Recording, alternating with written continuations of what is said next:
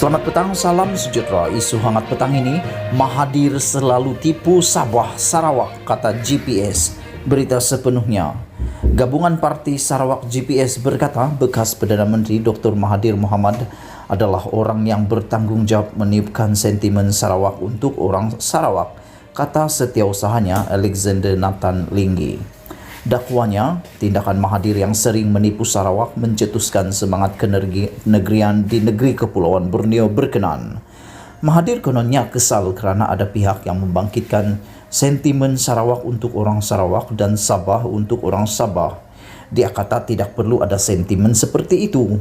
Dia mungkin betul, tetapi dia juga harus menyadari mengapa sentimen itu mendapat sokongan. Kami selalu ditipu oleh Mahathir, katanya kepada Malaysia Kini. Mahathir dalam satu temu ramah, temu bual bersama Great People Television di siaran langsung Facebook bertajuk Leadership, Reflection and Perception with Dr. Mahathir Mohamad, semalam menyatakan rasa kecewanya terhadap sikap segelintir pihak yang membangkitkan idea Sarawak untuk orang Sarawak dan Sabah untuk orang Sabah. Sebaliknya, kata bekas Perdana Menteri itu, mereka sepatutnya menganggap diri masing-masing sebagai rakyat Malaysia terlebih dahulu. Malah Mahathir dipetik oleh portal Free Malaysia Today sebagai berkata, keadaan di negeri Sabah dan Sarawak bertambah lebih baik selepas menjadi sebahagian daripada Malaysia. Menurutnya, kedua-dua negeri miskin itu menjadi lebih kaya berbanding negeri lain di Semenanjung selepas pembentukan Malaysia pada 1963. Mengulas lanjut, Alexander berkata, sewaktu kali pertama menjadi Perdana Menteri sebelum ini, Mahathir mengabaikan Sarawak dari aspek pembangunan hak, dana awam dan autonomi. Ahli Parlimen Kapit itu menambah bahawa Mahathir juga sangat jarang melawat Sarawak sepanjang 22 tahun pemerintahannya. Ketika kembali ke Putrajaya sebagai Perdana Menteri sekali lagi, dia juga tidak adil terhadap Sarawak. Negeri ini sebesar Semenanjung, tetapi hanya ada satu menteri dan satu timbalan menteri dari Sarawak dalam kabinetnya, katanya. Mahathir boleh melantik pemimpin dari Sarawak sebagai senator dan menamakan mereka sebagai menteri atau timbalan menteri tanpa Alexander.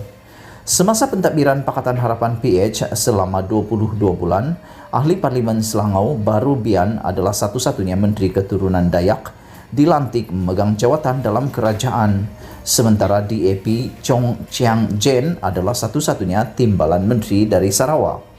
Di bawah pentadbiran Perdana Menteri yang baru Ismail Sabri Yaakob, GPS diberi satu menteri kanan, 3 menteri dan 3 timbalan menteri.